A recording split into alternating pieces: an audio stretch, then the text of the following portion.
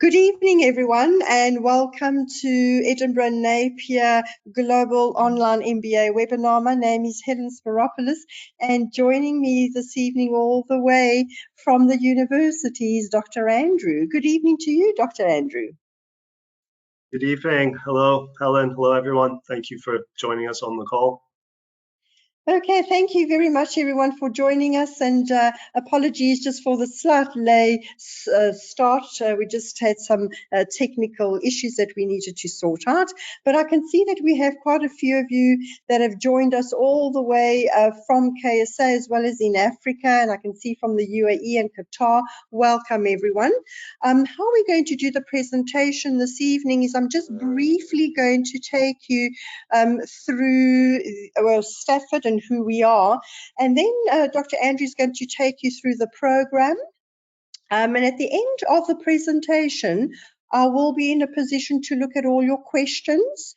And I'm going to group these questions together because a lot of the questions are similar or are actually identical, and myself or Dr. Andrew will be in a position to answer any of those questions. Okay, so very briefly, who is Stafford Global? Now, Stafford Global was established in 1993, and we are a resource centre for 6 UK universities, one of which is Edinburgh Napier University. Now, we do offer a variety of programs ranging from certificates to diplomas, degrees, MBAs, right through until doctorates. So we really do have all the programs for your personal and professional needs. Now, the mere fact that you are with us this evening means that you have been in touch with one of our experienced academic consultants, and our job here at Stafford Global is to assist you throughout the application process and make sure that you do get that very, very important unconditional offer. Okay, so I'm now going to hand you over to Dr. Andrew, and I will join you towards the end of the presentation. Over to you, Dr. Andrew. Good evening. So I'm Dr. Andrew Bratton. I am the program leader for the Global Online MBA, and today I'm going to give you a brief overview of the program, and we'll start with introducing you to Edinburgh. Edinburgh has been voted one of the best cities in the UK for several years. For those of you who have been fortunate enough to visit, we have history, culture, and Scotland, and particularly Edinburgh, are known for its contribution historically to education and higher education. So we're based in Scotland's capital, and we're also home to a number of FTSE 100 financial services companies and startups as well. We are home to the Scottish Parliament, and we are, in some respects, just kind of a train ride away from some of the best nature that the United Kingdom has to offer. In August, for example, the city transforms into one of the largest, most lively arts and culture festivals in the world. So it's an exciting place to work and study and visit as well. So moving on and focusing on the specific program, we are one of Scotland's largest universities, and we have about 20,000 students, a very diverse student body from over 130 countries. We have over 13,000 students studying on campus, with 6,000 students and growing worldwide. So we're a very diverse group of learners, particularly on the Global Online MBA. As in the title, we are truly global, where we have students from across the globe. So looking then at Edinburgh and particularly the university and some of the recent accreditation and awards, the university, the business school, has recently been accredited with AACSB accreditation. So we are now part of an elite group of universities, of business schools that are AACSB accredited. So that is our kind of key accreditation body that ensures quality of our programs. There are also other awards and accreditation bodies that we work with regards to the UK government, and we consistently, as a business school, receive high student satisfaction awards. So moving on to the next slide. So this is probably one of the most important slides that we'll focus on for a minute, and this is our overall course structure. We'll look at some of the various with routes we have on the program, but this structure gives you an outline of the core modules that you would be covering with us. So as you can see, on an MBA program, we cover all of the core topics that you would expect on a general management program. So starting with management and organizational change, moving towards leading strategic decision making, marketing and building high performance organizations, global business economics and finance.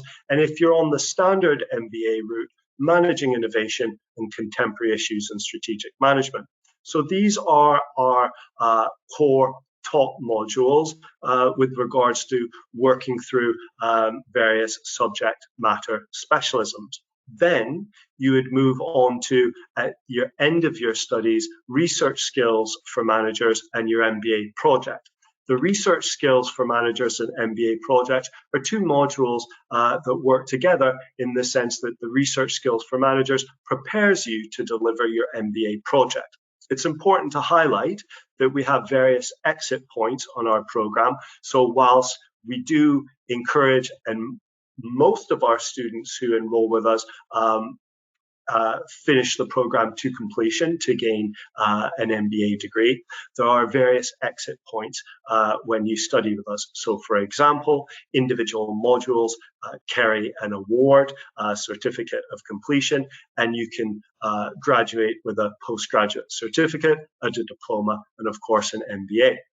So it's important to highlight with regards to the ethos of these modules that you'll be covering that we have an applied focus. And what we mean by that is you will be engaging with case studies, industry examples, bringing in guest speakers from industry and academia, where the focus of our assessments are on developing practical skills that will be useful for you in your career, such as presentations and reports. So we try to avoid, for example, focusing on your typical academic essay, but actually working on assessments that simulate the types of work that you could be doing in the workplace. So moving on to the next slide, please.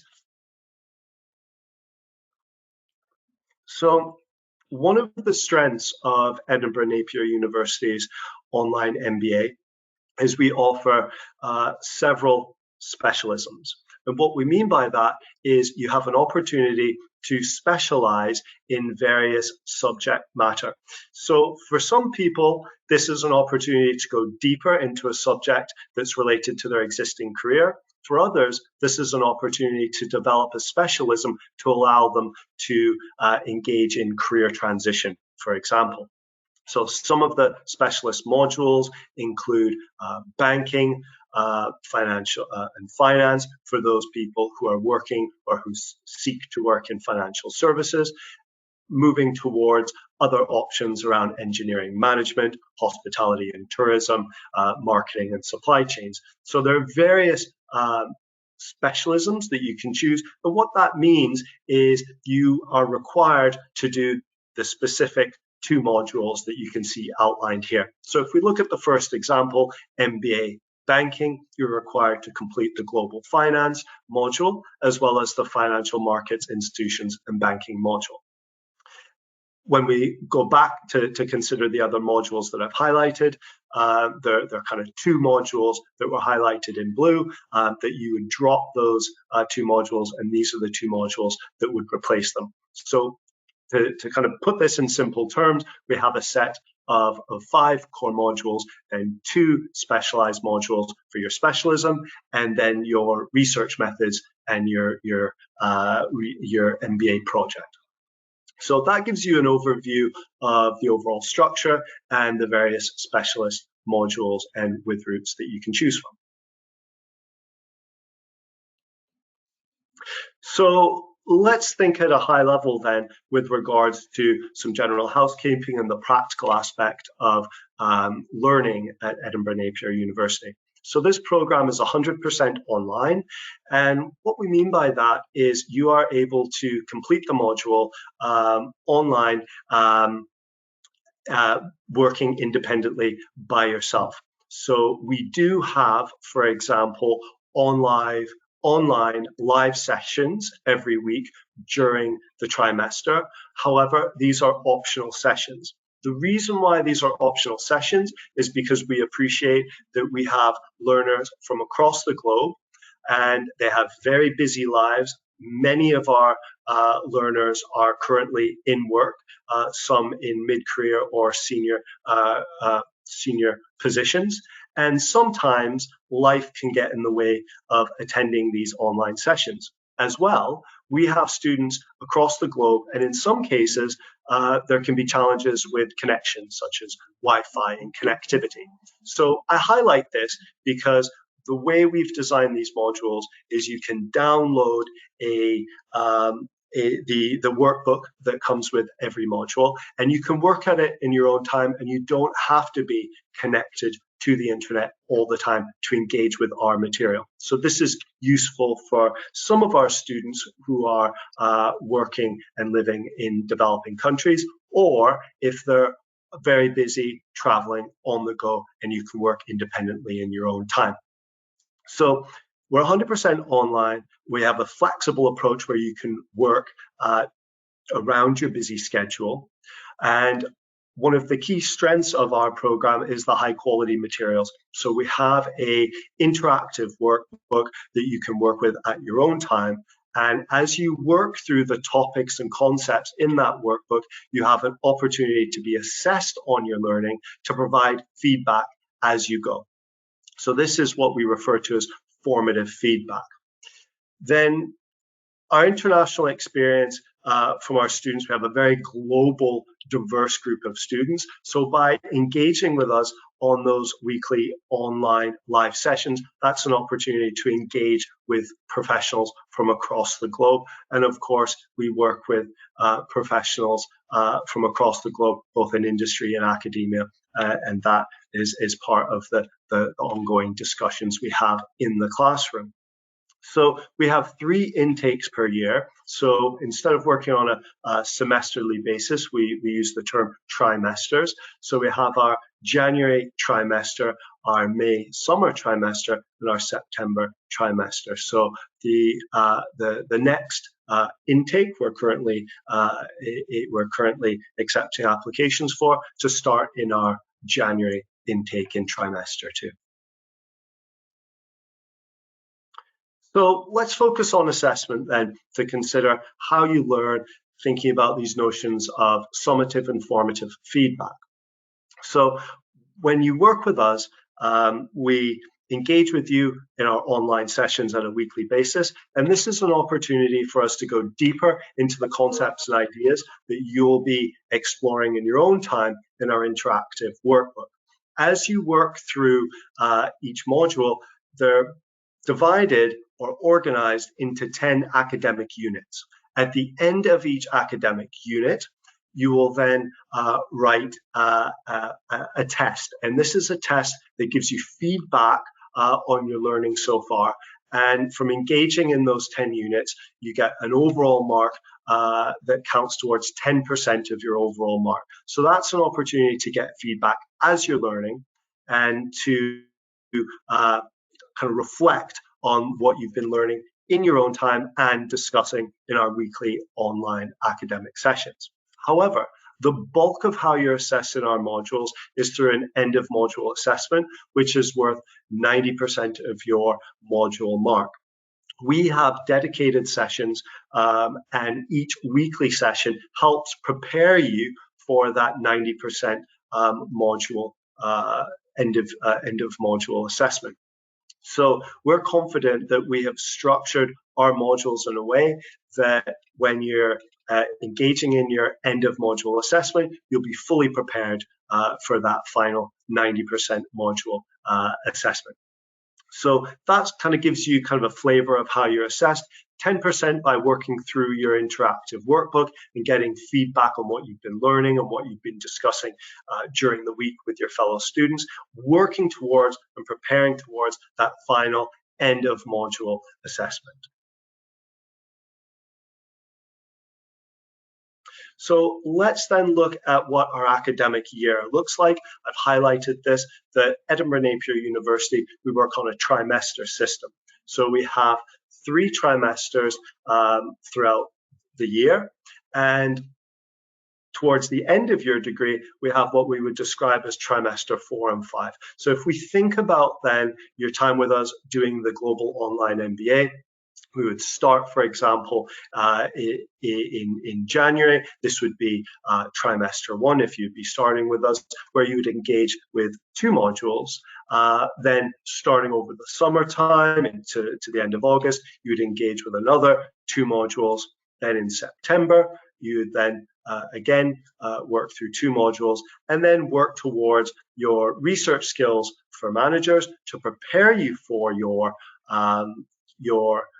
essentially your kind of final capstone MBA project, and then finally you end with your 40 credit dissertation project. So the dissertation project really is the capstone, and that's an opportunity for you to get expert knowledge on a topic that you're interested in. This is an applied project, and that's really something to think about when you're engaging on the program. If you have an idea at the beginning of the program, that might help you think about the specialism that you may wish to choose. Or if you enroll on our generalist program, as you engage with each module, that will give you perhaps an indication of where you'd like to specialize for your dissertation project. So if you look at the activity that you'd be doing on a weekly basis, each week you would have access to the module material on the virtual learning platform. In week 1, we'd have an online induction, and that's when we kind of start getting familiar with being an online student at Edinburgh Napier University. And then from week 2 to 12, that's where we engage with our module study. We encourage students to be working independently, about 6 to 8 hours a week independently, and joining us for our 1-hour weekly sessions each module.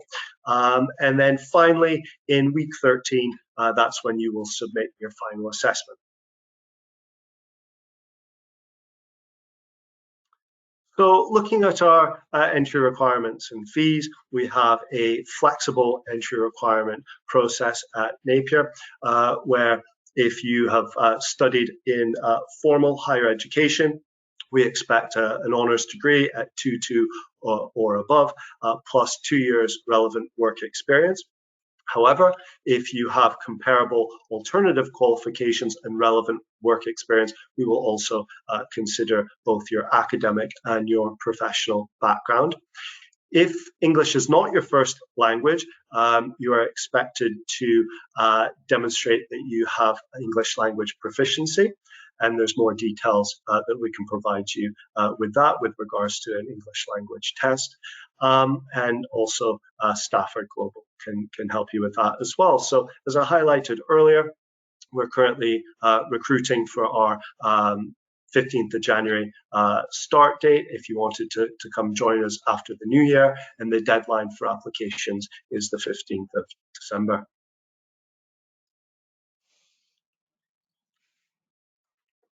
Okay, hello, can you all see me and hear me? Thank you so much, Dr. Andrew, that was fantastic. And I have been looking here in the background with regards to questions, and I have seen quite a few questions that have come through already. So let me actually see if we can group these questions together. Okay, so the first question is regarding ACSB. Dr. Andrew, you mentioned that this program is ACSB accredited.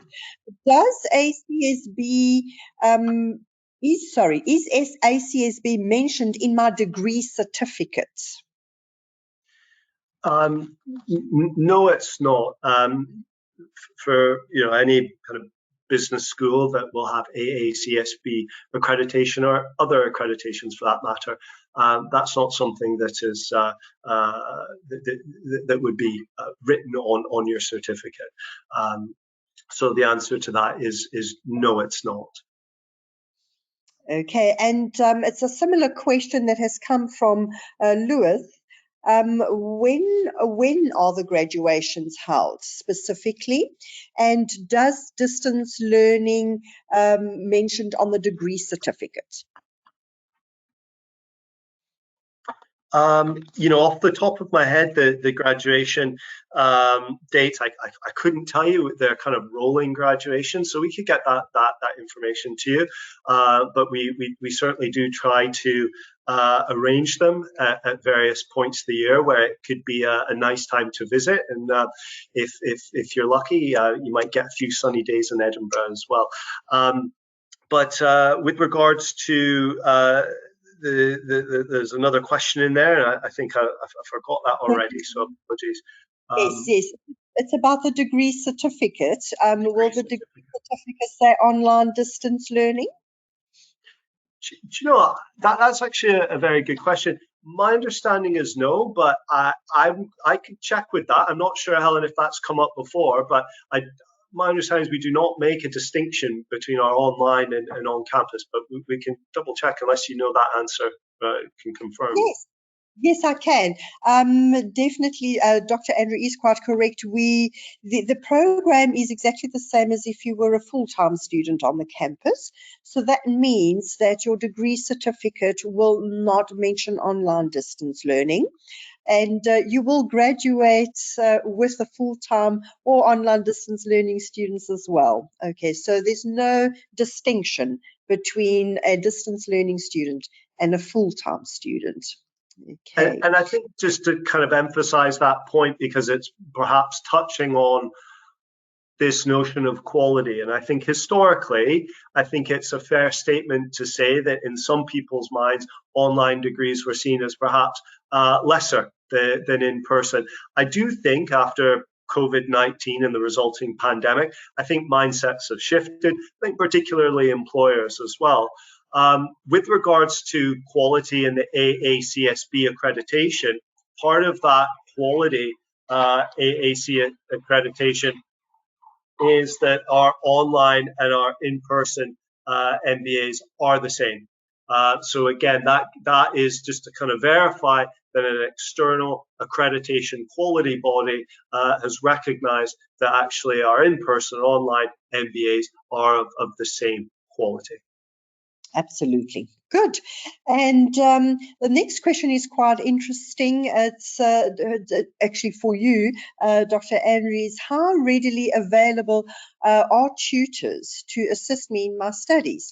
For example, can I contact them telephonically or via email if I need some clarification? Well, our tutors are readily available, absolutely. When you say telephonically, I'm assuming by telephone. I think in that case, we tend not to give our phone numbers to students. And I think to give you some context to the program, it is a large program. We've got over 1,000 students globally on the online MBA program, and that's one of the strengths, that we have such a diverse international group of students. So no, we don't give our phone numbers to students. However, we're always available by email.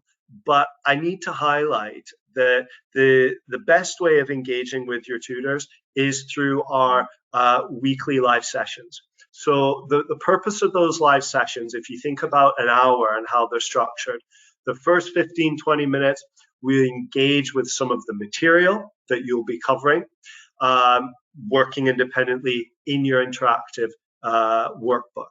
Then it's an opportunity for a group discussion, and towards the end, there's an opportunity for any questions that you may have related to your own learning experience. So yes, of course, you can email your tutors, but I think what we encourage is for you to come on the call and ask questions within that classroom environment. And it's important to do that because some of the questions you have, others can also learn from those questions as well. So to answer your question, yes, you can email your tutors, but the best way is really to come on those live sessions and to have a conversation in real time. Good. And a follow-up question from Erwin is, Dr. Andrew, you did actually mention that you have these live sessions. So my question is, if I cannot attend these live sessions, are they recorded, or how can I catch up on something that was discussed? Excellent. Great question. So the way we've designed the module is you do not have to attend these live sessions. So whilst we do monitor attendance, we do that from the perspective of checking up on learners' well-being, for example. If learners have not engaged with us, we can send follow-up emails just to make sure everything's okay in their family and their work life. But we don't monitor attendance. They're not mandatory sessions. A big part of it as well, it's a global program. Sometimes time zones can be a challenge. However, the modules are designed where you're working through an interactive self-directed workbook, and you're getting feedback through as you work through that workbook. So the live sessions are designed to supplement your learning independently. So it's a bit of a recap of what you would have covered in the learning guide, and it's an opportunity to ask questions. So if you can't attend for a week or a couple of weeks at a time, and if you have questions, you can send your tutor an email, for example. So it's designed in a way to be very flexible. And as I say, the live sessions are a supplement to your ability to work independently through what is an interactive learning guidebook. Oh, excellent. I hope that actually answered your question there. And another question is regarding assignments, and I can see quite a few questions around the assignments, and they're all around the same thing. If I happen to fail an assignment, do I get a critical review, and then can I resubmit? Absolutely. So it happens. We've all failed assignments.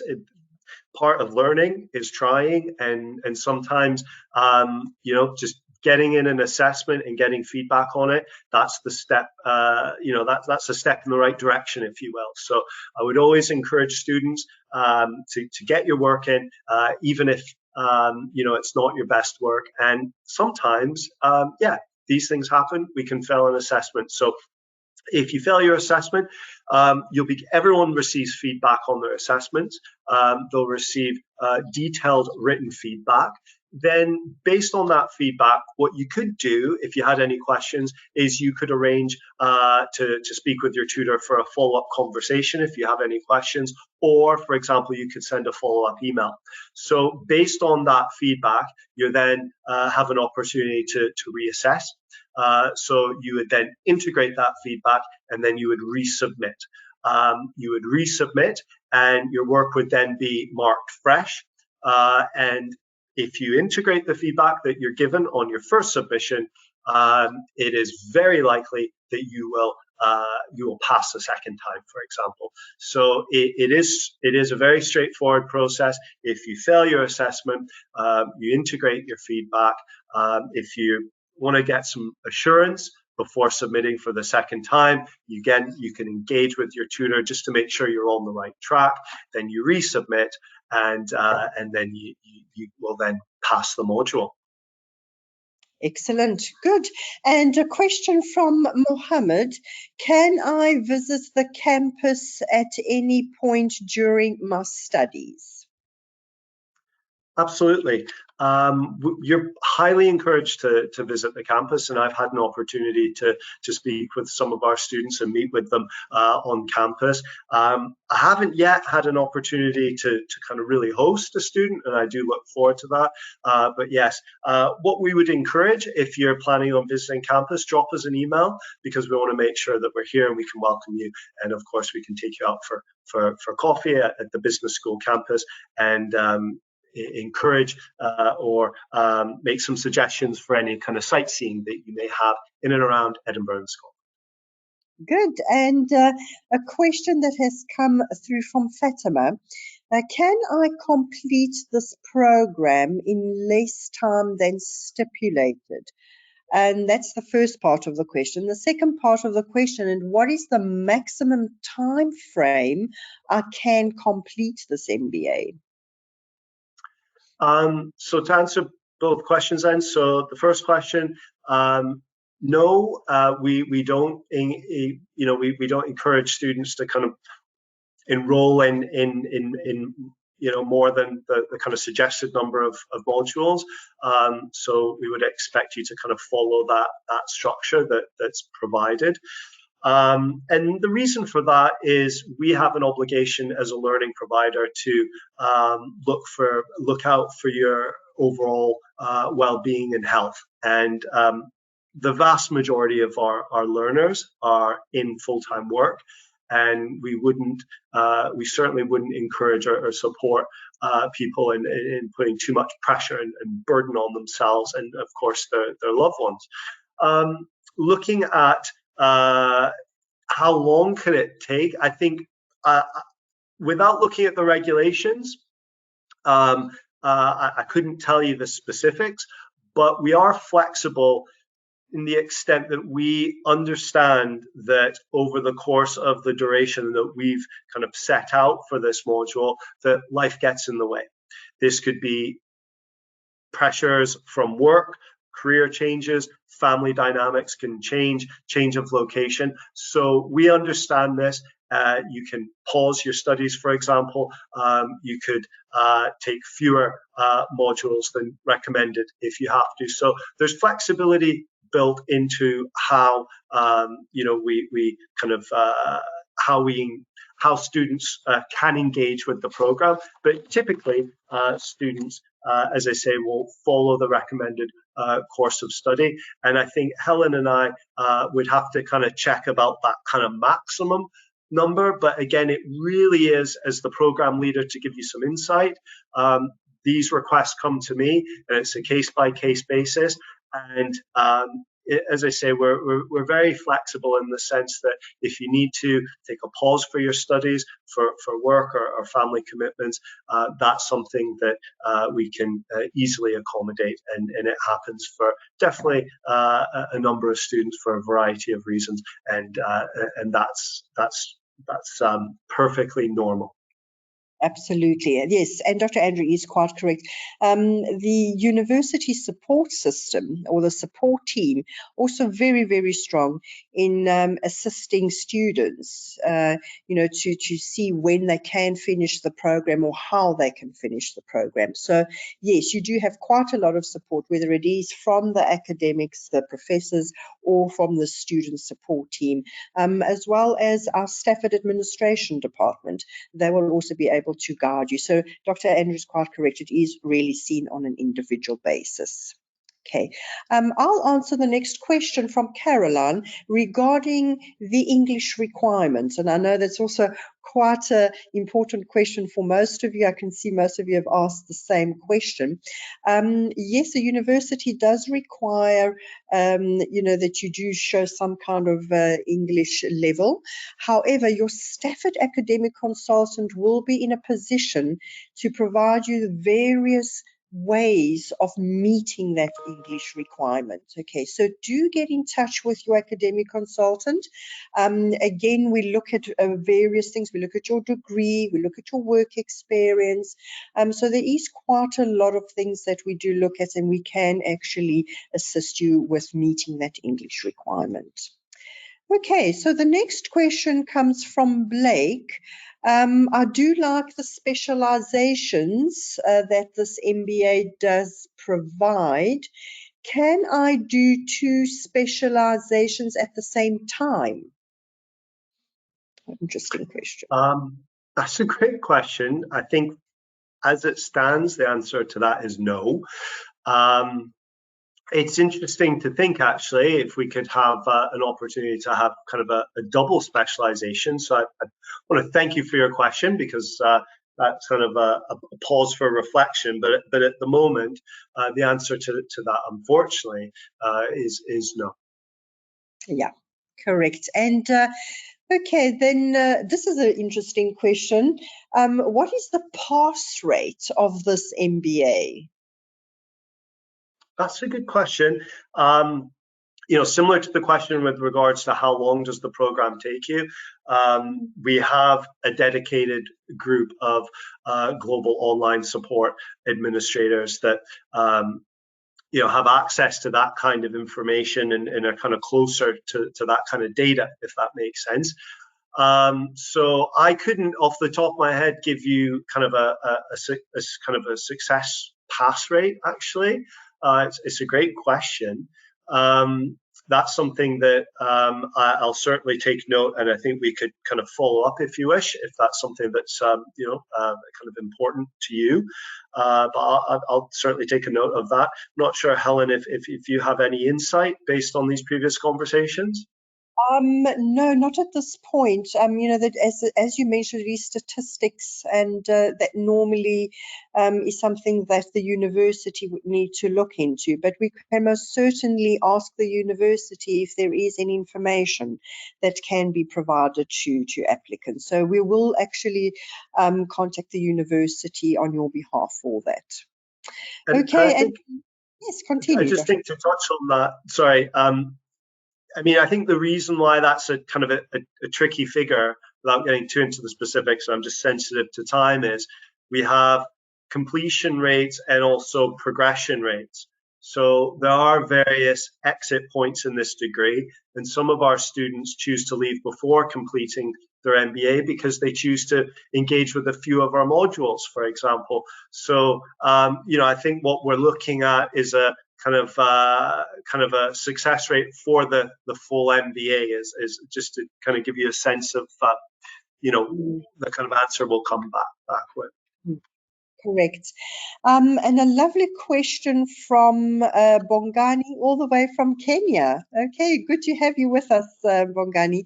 And his question is it advisable to do 2 modules when I start the program, or is it best just to take 1 module and then progress to 2? That's an excellent question. I would argue that whilst we have that structure that we outline for most of our students, in some cases, it is advisable to take 1 module. It's not something that historically we have really emphasized. And I think part of that is thinking about the kind of student cohort, and that you will journey with us with the same group of students. And when you enroll on the program, and in the first kind of few modules, the couple of modules you engage with, students organically create these informal learning groups. So they'll create WhatsApps, for example, and they will kind of graduate together. So if you would start with 1 for your module, you potentially could be not synchronized with that cohort. However, having said that, for students who haven't been in formal education for quite some time, I would recommend actually to enroll with 1 module to just kind of get used to working and learning, for example, at the same time, if that was the kind of specific case that we're discussing. So I think it's a great question. Universities are large bureaucratic places, so typically, as I say, we have this kind of standard approach which we suggest. But I think it's an excellent suggestion, and again, it's a bit of a case by case, and you'd have to kind of weigh up the benefits and drawbacks of that. It's an excellent approach, I would argue. Yeah, absolutely. And a question from Abdul Rahim. which I can answer. I do not have a degree, but how many years working experience would I need in order to apply? And that's a lovely question there, Abdul Rahim. So the university is flexible in their entry criteria. So for applicants who do not have a bachelor degree or any other formal academic qualifications, you do need to demonstrate at least 10 years managerial working experience. So it's very important that your academic consultant at Stafford Global reviews your CV and any other perhaps professional qualifications that you have done throughout your career. That's also important for us to have a look at, and we can advise you on how to apply for this MBA. So again, very flexible for you to get into the program. Okay, so the next question comes from Caroline again. Do you have an induction? Is this a live induction, and is it important to attend, or can I skip induction? As someone who has been leading on inductions for the last year or so, yes, we have an induction. We actually cover some of what we've covered today, and we go into a bit of detail about some kind of specifics. Specifically, we talk about our academic and support services. We record our induction, so if you can't attend, you can watch it in your own time. And I think actually there was a question earlier about our live academic sessions. If you can't attend, they are recorded and you can watch them in your own time as well. So similar to the induction. So although we do like to meet you at these inductions, and that's an opportunity to kind of see each other face to face, and you can meet me and ask any questions. No, you do not have to attend, and you can watch it in your own time. Excellent. Okay, and a question that has come from Sayed, and then Sayed is in Bahrain. I have been looking at a variety of MBA programs, and I have noticed that your MBA does not have any examinations. Why is this so, and why is it not like any other traditional MBAs that I have seen? That's an excellent question. Well, I can't speak for other MBAs and whether or not examinations are part of a traditional MBA. I think the MBA market is like industry. It's very fast moving and things change all the time. And MBAs, if you're comparing programs, I would be looking at to what extent you're developing skills that are going to help support your professional progression. So the reason why in MBAs and more applied business management programs, we tend to move away from examinations is in the world of work, we're typically not writing exams, unless for those of you who are training to be an accountant, but that is separate. So our examinations are based on the types of activities that you'd be doing in work, such as report writing, presentations, for example. So, quite succinctly then, we don't have exams because we have forms of assessment that are closer to the types of work that you'll be doing in the workplace. So it's a more applied form of examination. Excellent. Good. Okay. And we've got a question from Jason, who is located in the UAE. If I cannot submit my assignment on the due date, can I get an extension? Yes, you can. Absolutely. So we have a formal process for that. And getting too into the specifics, if you have a valid reason for an extension, we can grant you up to 10 days for a valid reason. And in some cases, students need more than 10 days because life gets in the way. And in that case, that's more kind of looked at on a case-by-case basis, and you'd be asked to provide some form of evidence. So, having said that, we encourage our students to submit on the kind of assessment day, but we are flexible in the sense that you're not going to be penalized, and we have a standard process for late submissions. Excellent. And we have two last questions. The one is from Allah. And is it possible to study online and then transfer or continue my studies on campus in the UK? At the moment, no. This is something that we are looking into, and this is kind of part of this AACSB accreditation that we've just got at a business school with regards to kind of overall quality and the kind of seamlessness, if you will, between the in-person and the online MBA. So at the moment, unfortunately, no, we can't accommodate that request. But again, this is it's a useful question because it allows me to take note and feed this into discussions for further development. So thank you for that idea. Absolutely. And the last question, which I'm sure a lot of students have a similar question. If I cannot attend my graduation, how do I get the degree certificate? That one, I could maybe defer to you, Helen, how that specifically works. Right.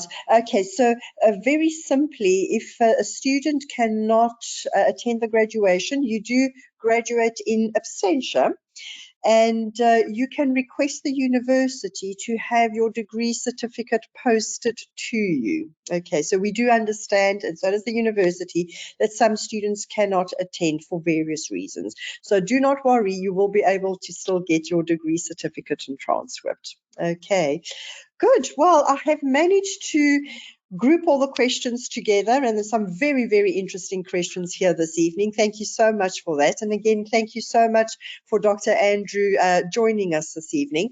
And as Dr. Andrew has mentioned, we are currently accepting applications for the January 2024 intake, which is not very, very far away. So the application deadline, or early application deadline, is on the 15th of December. I do encourage you to submit all your application documents as soon as possible to your academic consultant so that we can get that very, very important unconditional offer for you before the new year. Okay, thank you very much, everyone, for joining me. And again, thank you, Dr. Andrew, for being with us this evening. And a good evening to all.